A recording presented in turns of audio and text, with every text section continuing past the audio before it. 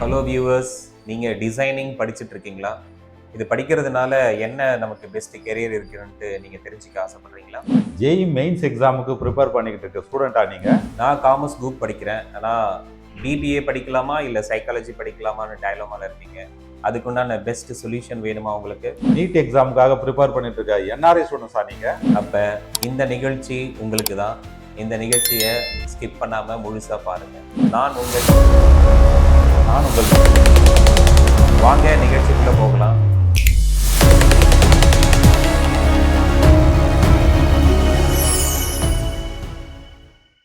விஐடிக்கு ஒரு ட்ரைனிங், ஜேஇக்கு ஒரு ட்ரைனிங், நீட்டுக்கு ஒரு ட்ரைனிங், ஐஐடி எக்ஸாமுக்கு ஐசர் ஆப்டிடியூட் டெஸ்ட்டுக்கு ஒரு ட்ரைனிங், இந்த மாதிரியெல்லாம் இல்லாமல் ஆர்ஜிஆர் கோமட் 2026ன்னு ஒரு ப்ரோக்ராம் லான்ச் பண்ணியிருக்கோம்.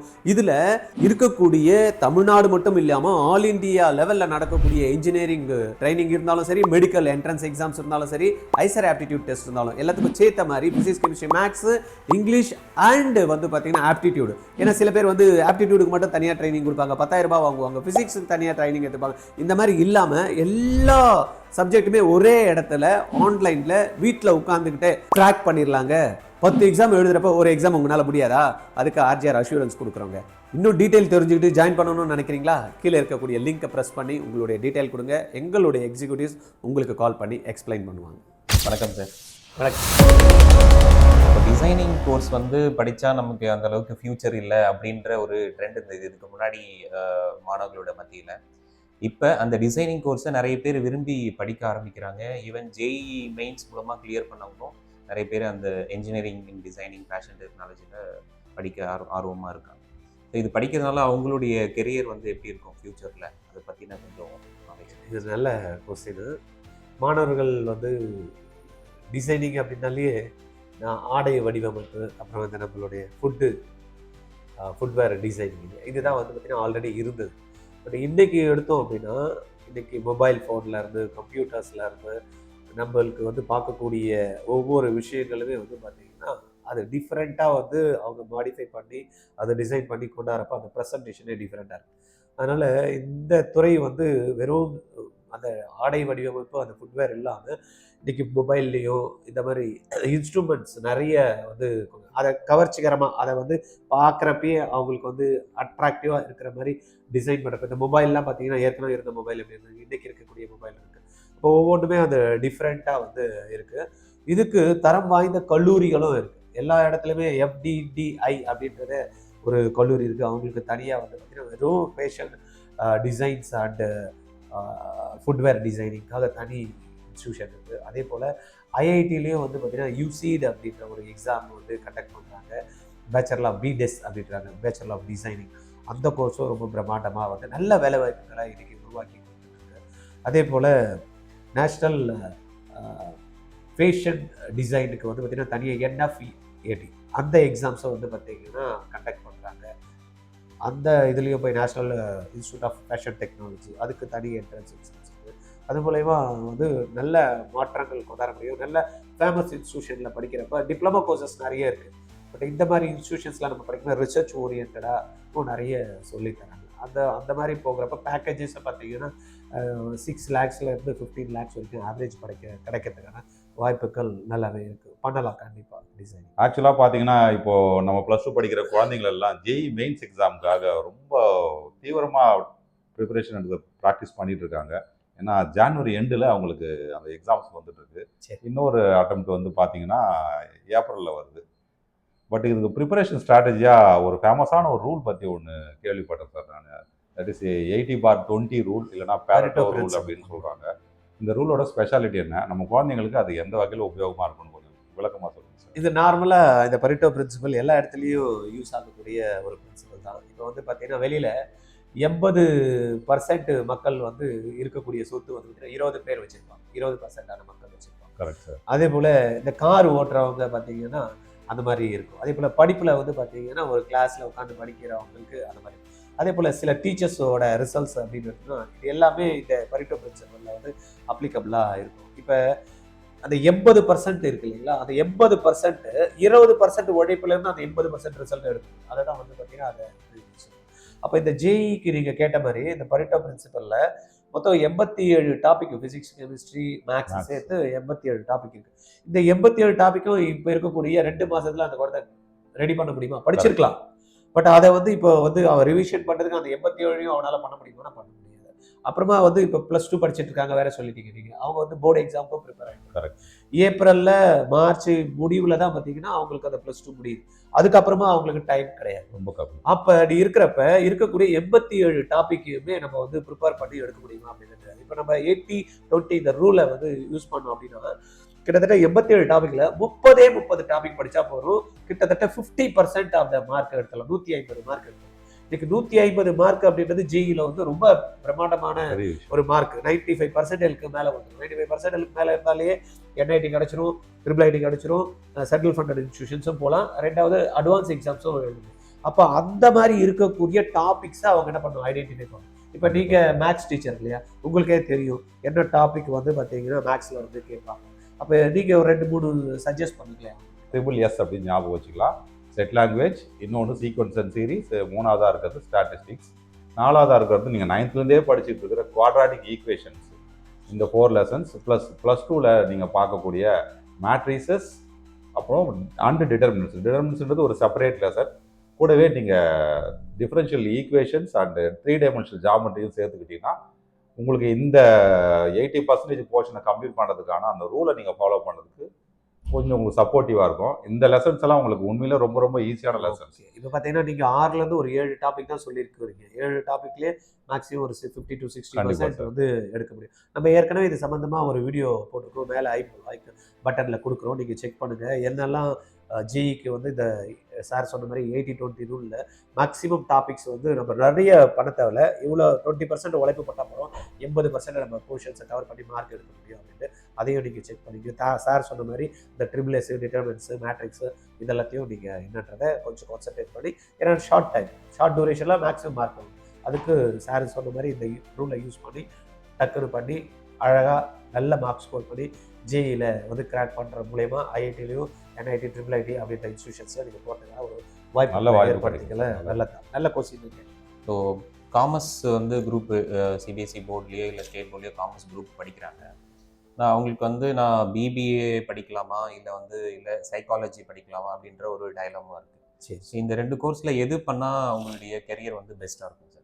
ஓகே, 2 கோர்ஸுமே அருமையான கோர்ஸ். ஏன்னா ஒன்று வந்து பிபிஏன்றது பார்த்தீங்கன்னா அந்த பிஸ்னஸ் ரிலேட்டடாக ஓரியன்டாக அவங்களுக்கு அந்த இன்ட்ரெஸ்ட் இருக்கிறப்ப அதை பர்சியூ பண்ணி அதுக்கப்புறம் எம்பிஏ கோர்சஸ் இருக்குது. அதுலேயும் பிஹெச்டி பண்ணுற அளவுக்கு வந்து பார்த்திங்கன்னா இன்றைக்கி அந்த துறை பிரம்மாண்டமாக வளர்ந்துருக்கு.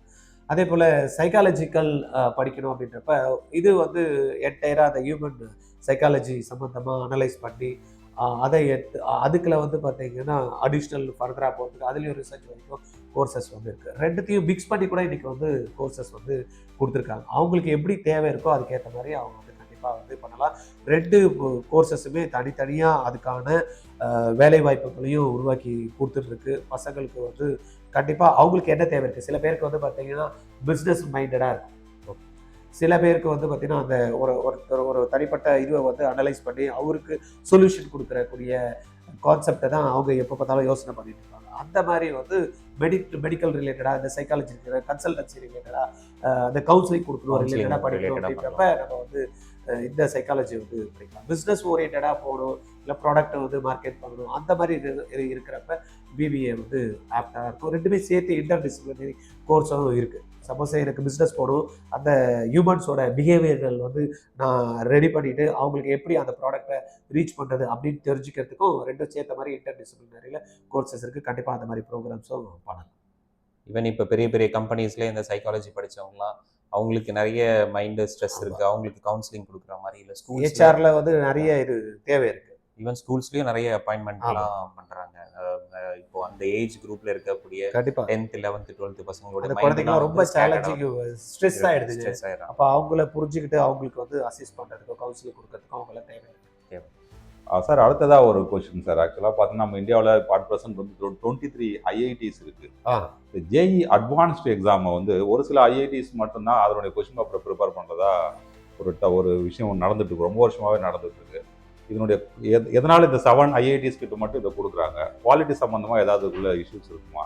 இதை பற்றி கொஞ்சம் இதெல்லாம் குழந்தைகளுக்கு வந்து பார்த்தீங்கன்னா இந்த 7 ஐஐடிஸ் வந்து அந்த ரீஜனல் சென்டர்ஸ், அதுக்கு கீழே வந்து மற்ற ஐஐடிஸ் வரும். இதெல்லாம் வந்து பார்த்தீங்கன்னா அந்தந்த இப்போ சென்னை எடுத்துக்கிட்டோம்னா அந்த சவுத் ரீஜனில் வந்து நம்மளுடைய மெட்ராஸ் ஐஐடி வரும். அந்த மாதிரி வந்து பார்த்தீங்கன்னா நார்த்தில், அந்த மாதிரி வெஸ்ட்டில், அந்த மாதிரி வந்து பார்த்தீங்கன்னா 7 ஐஐடியும் வந்து நம்மளுக்கு வந்து பிளான் பண்ணியிருக்காங்க. மும்பை, டெல்லி, தென் வந்து பார்த்தீங்கன்னா தமிழ்நாடுல இருக்கக்கூடிய மெட்ராஸ் ஐஐடி, ரூர்க்கி, கரக்பூர், கான்பூர், இந்த 7 ஐஐடி. ஒவ்வொரு வருஷமும் வந்து பார்த்தீங்கன்னா அந்த ஸ்டாண்டர்டை மெயின்டைன் பண்ணணும் அப்படின்றதுக்காக அந்த ஒவ்வொரு இன்ஸ்டியூஷனுக்கு கொடுக்குறாங்க. போன வாட்டி கான்பூர் பண்ணாங்க, இந்த வாட்டி கரக்பூர் பண்ணுறதுக்கான வாய்ப்புகள் இருக்குது. அந்த ஸ்டாண்டர்டை மெயின்டைன் பண்ணணும். ஒரே பேட்டர்னில் திங்கிங் இருக்கக்கூடாது. டிஃப்ரெண்ட்டாக இருக்கும். நீங்கள் ஒரு கொஸ்டினை செட் பண்ணல சொன்னேன்னு வச்சுக்கலாம், நீங்கள் செட் பண்ணி கொடுத்துட்டே இருக்கீங்க அப்படின்னா அந்த பேட்டர்னை பிடிச்சிருவோம் பையன். கண்டிப்பாக இதுதான் பேட்டர்னா அடுத்த வருஷம் பண்ணுவோம். அப்போ அதை செட் பண்ணுறவங்களோட அந்த மைண்ட் செட் வந்து டிஃப்ரெண்ட்டாக இருக்கணும் அப்படின்றதுனால தான் அந்த ரீஜனல் எல்லாமே ரீஜனல் ஐஐடி நேஷனல் டெஸ்டிங் ஏஜென்சியை ஜேஇ மெயின்ஸ் கொஸ்டின் பேப்பர் எடுக்க வச்சுட்டு, ஆனால் இவங்க அட்வான்ஸ் பண்ணும்போது ஐஐடிஸ் கிட்டே அதை ஒப்படைச்சிடறாங்க. ஏன்னா ஐஐடிஸ் என்ன ஸ்ட்ரிக்டாக ரூல் ஃபாலோ பண்ணுறாங்கன்னா, எங்களுடைய அட்மிஷனுக்கான தேவையான கொஸ்டின் பேப்பர் நாங்கள் தான் ரெடி பண்ணணுன்றது அவங்க கொஞ்சம் பிடிவாத குழந்தைங்க வந்து அந்த தரத்தை வந்து அவங்களே நாங்கள் நிர்ணயிச்சுக்கிறோம், எங்களுக்கு தேவையான பசங்க எப்படி இருப்பாங்க அப்படின்றத பண்ணிக்கலாம் அப்படின்ற மாதிரி. இந்தியன் ஸ்டூடெண்ட்ஸ் நீட் எக்ஸாம் எழுதுறாங்க, இங்கே எம்பிபிஎஸ் பண்ணுறாங்க, இவங்களுக்கு சில ரூல்ஸ் அண்ட் ரெகுலேஷன்ஸ்லாம் இருக்குது. இதே போல் நம்ம இந்திய குழந்தைகள் சில பேர் அப்பா அம்மாவோட வேலை வாய்ப்புகள் கருதி அவங்க ஃபாரின்ல செட்டில் ஆகிருப்பாங்க. அங்கேருந்து நம்ம மறுபடியும் திரும்ப இந்தியாவுக்கே வந்து நீட் எக்ஸாம் எழுதி இங்கே எம்பிபிஎஸ் பண்ணலான்னு ஆசைப்படுறாங்க. இவங்களுக்கான ரூல்ஸ் அண்ட் ரெகுலேஷன்ஸ் ஏன்னா நிறைய பேருக்கு நிறைய பேரண்ட்டும் வந்து கேட்டுட்டு இருக்கக்கூடிய கொஸ்டின்ஸ் தான். எனக்கு கூட வந்து பார்த்தீங்கன்னா யூஎஸ்லேருந்து சில பேர் கால் பண்ணாங்க, துபாயிலேருந்து, பக்ரைன்லேருந்து கால் பண்ணாங்க. சார் எங்கள் குழந்தைங்க வந்து நீட் எழுத முடியுமா அப்படின்னு. நல்ல ஒரு அருமையான ஒரு கொஸ்டின். என்ஆர்ஐஸுக்கு தனியாக வந்து நம்மளுக்கு கோட்டா வச்சுருக்காங்க. இது இல்லாமல் பிஐஓ, ஓசிஐ அப்படிலாம் இருக்குது. இவங்களுக்கும் வந்து பார்த்தீங்கன்னா நம்ம அப்ளிகேஷன் போடுறப்பயே நம்மளுக்கு வந்து அதுக்கான காலம்ஸ் கொடுத்துருக்காங்க. எப்படி ரெசிடென்ட் இண்டியன்ஸ் அப்படின்னு கொடுத்த மாதிரி நான் ரெசிடென்ட் இண்டியன்ஸு, பிசிஐ, ஓசிஐ, அப்புறம் ஃபாரின் நேஷனல்ஸ், இவங்களுக்காக வந்து பார்த்திங்கன்னா தனியாக வந்து அவங்களுக்கு அப்ளை பண்ணுறதுக்கு கொடுக்குறாங்க. ஒன்று. ரெண்டாவது, இந்த குழந்தைங்களுக்கு சப்போஸ் துபாயில் எழுதணும், சிங்கப்பூரில் எழுதணும் அப்படின்னா அவுட் சைட் சென்டர்ஸே சில இடத்துல இருக்குது. கண்ட்ரிஸ் வந்து பார்த்திங்கன்னா அப்பார்ட் ஃப்ரம் இந்தியா 7 சென்டர்ஸும் வந்து கொடுத்தாங்க. அந்த மாதிரி சென்டர்ஸில் வந்து அவங்க எழுதிக்கலாம். அப்படி இல்லை அந்த அவங்க இருக்கக்கூடிய நாடில் சென்டர்லனா இங்கே எழுதக்கூடிய வாய்ப்புகளை அவங்க வர முடியுமா அப்படின்றத பார்த்துட்டு அவங்க அப்ளை பண்ணலாம். இங்கே அவங்களுக்கு வந்து பார்த்திங்கன்னா கோட்டா இருக்குது. கண்டிப்பாக அது மூலயமா அவங்க ஜாயின் பண்ண முடியும். அதே போல் நீட்டுக்கு மட்டும் இல்லாமல் ஜேஇக்கு கூட வந்து பார்த்திங்கன்னா அதுக்கான கவுன்சிலிங்கும் இருக்குது. அதுக்கான அப்ளிகேஷன் போடுறப்பே அதுக்கான ஃபார்மில் தனி காலம் வச்சுருக்காங்க.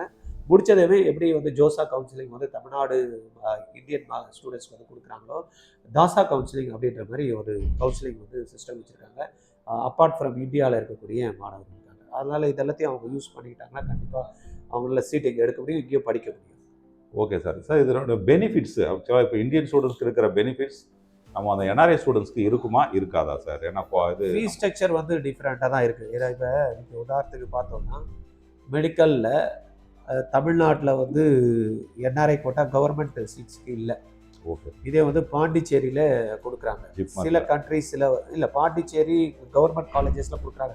இந்திரா காந்தி இன்ஸ்டியூஷன், ராஜீவ்காந்தி இன்ஸ்டியூஷன் இருக்குது, அதில் கொடுக்குறாங்க. ஆனால் தமிழ்நாட்டில் இருக்கக்கூடிய 37 காலேஜ்லையுமே வந்து பார்த்திங்கன்னா என்ஆர்ஐ கோட்டா கிடையாது. ஆனால் என்ஆர்ஐ கோட்டா தமிழ்நாட்டில் எங்கே இருக்குன்னா ப்ரைவேட் இன்ஸ்டியூஷன்ஸில் இருக்குது. ஆனால் தெலுங்கானாவில் அகைன் வந்து பார்த்தீங்கன்னா ஆந்திர பிரதேஷில் வந்து பார்த்தீங்கன்னா கவர்மெண்ட் காலேஜஸில் என்ஆர்ஐ கோட்டா கொடுக்குறாங்க, சில ஸ்டேட்ஸில் கொடுக்குறாங்க. ஃபீஸ் வந்து பார்த்தீங்கன்னா டிஃப்ரென்ஸ் இருக்குது. இப்போ உதாரணத்துக்கு ப்ரைவேட் காலேஜஸில் ஒரு குழந்தை வந்து ஜாயின் பண்ணுது அப்படின்னா நம்ம இங்கே தமிழ்நாடு கவுன்சிலிங் மூலமாக தான் போக முடியும். என்ஆர்ஐ இருந்தாலும் சரி, ப்ரைவேட்டில் வந்து மேனேஜ்மெண்ட் கோட்டாவில் ஒரு குழந்தை வந்து சீட் எடுக்குது, இல்லை அதே காலேஜில் கவர்மெண்ட் சீட் எடுக்குதுன்னு 4.5 லட்ச ரூபா கவர்மெண்ட் சீட். இதுவே மேனேஜ்மெண்ட் கோட்டா மூலயமா அந்த குழந்தை பார்த்தீங்கன்னா 15 லட்சம் ரூபா. இது என்ஆர்ஐ கோட்டானா 27 லட்சம் ரூபா சார்ஜ் பண்ணுறாங்க. அதனால் அந்த ஃபீஸ் வந்து வேரியேஷன் வந்து இருக்கிறதா. சலுகைகளும் கொஞ்சம் கம்மியாக தான் இருக்கும் குழந்தைகள். சீட்டு எடுக்க முடியும் ஈஸியாக. உதாரணத்துக்கு பார்த்தீங்கன்னா ஜஸ்ட் பாஸ் பண்ணாங்க 113 மார்க், அப்படி அவங்க எடுக்க முடியும். இப்போது என்ஆர்ஐ கோட்டாவில் வந்து பார்த்தோம் அப்படின்னா நம்ம இதே எடுத்து பார்த்தீங்க அப்படின்னா ஜஸ்ட் பாஸ் 113 மார்க் இந்த வாட்டி அவங்களுக்கெல்லாம் சீட்டு கிடச்சிருக்கு. இதே மேனேஜ்மெண்ட் கோட்டா அப்படின்னு எடுத்துன்னா ஒரு 200க்கு மேலே தான் கிடச்சிருக்கு. அதனால் அதுக்கு ஒரு ஆடட் அட்வான்டேஜ். பைசா இருக்குது, வெளிநாட்டில் இருக்கோம், இங்கே படிக்கணும்னு நினைக்கிறாங்க அப்படின்றப்ப தாராளமாக சீட்டை வந்து ஜஸ்ட் பாஸ் பண்ணாலே எடுக்கணும். இது ஒரு நல்ல ஒரு விஷயம் தான் சார். ஏன்னா குறைவான மார்க் இருந்தால் கூட அவங்களுக்கு கண்டிப்பாக மெடிக்கல் சீட் கிடைக்கணும் போது ஒரு சந்தோஷமான ஒரு விஷயம் தான் சார். மிகவும் நன்றி சார். தேங்க்யூ. இன்றைய நிகழ்ச்சியில் உங்களுக்கு வேல்யூபிளான நிறைய இன்ஃபர்மேஷன்ஸ்லாம் நாங்கள் வந்து கொடுத்துருக்கோம். இது உங்களுடைய ஃப்யூச்சருக்கு, உங்களுடைய கெரியருக்கும், உங்களுடைய ஹையர் ஸ்டடீஸ்க்கும் வந்து பார்த்தீங்கன்னா ரொம்ப யூஸ்ஃபுல்லாகவே இருக்குன்றத நம்புகிறோம். எங்களுடைய ஆர்ஜிஆர் அகாடமியில் கோமீட் அப்படின்ற ஒரு ஆன்லைன் ப்ரோக்ராம் போய்கிட்டு இருக்கு.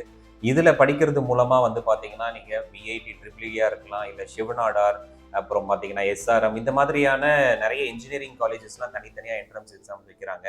அண்ட் அது மட்டும் இல்லாமல் வரக்கூடிய 2026 நடக்கக்கூடிய நிறைய என்ட்ரன்ஸ் எக்ஸாமுக்கு உங்களுக்கு உபயோகமாக இருக்கக்கூடிய ஆன்லைன் ப்ரோக்ராம் நாங்கள் கண்டக்ட் பண்ணிட்டு இருக்கோம். இதில் நீங்கள் ஜாயின் பண்ணணும்னா கீழே தெரிகிற லிங்க்ல ரெஜிஸ்டர் பண்ணுங்க. இதோட ஃபீஸ் வந்து பார்த்தீங்கன்னா 20,000. ஃபர்ஸ்ட் ஜாயின் பண்ணுற 500 பேருக்கு 50% டிஸ்கவுண்ட் வந்து இருக்கு. ஸோ இந்த வாய்ப்பை வந்து நழுவ விட்டுறாதீங்க. உடனே வந்து பார்த்தீங்கன்னா ரெஜிஸ்டர் பண்ணிக்கோங்க, கிளாஸ்ல ஜாயின் பண்ணுங்க. ஃபர்தராக உங்களுக்கு வரக்கூடிய டவுட்ஸை நீங்கள் கமெண்ட் செக்ஷனில் போஸ்ட் பண்ணுங்கள். மோரோவர் நம்ம சேனலை சப்ஸ்கிரைப் பண்ணிக்கோங்க, உங்கள் ஃப்ரெண்ட்ஸுக்கும் ஷேர் பண்ணிக்கோங்க. அடுத்த நிகழ்ச்சியில் நம்ம மீண்டும் சந்திக்கலாம். நன்றி.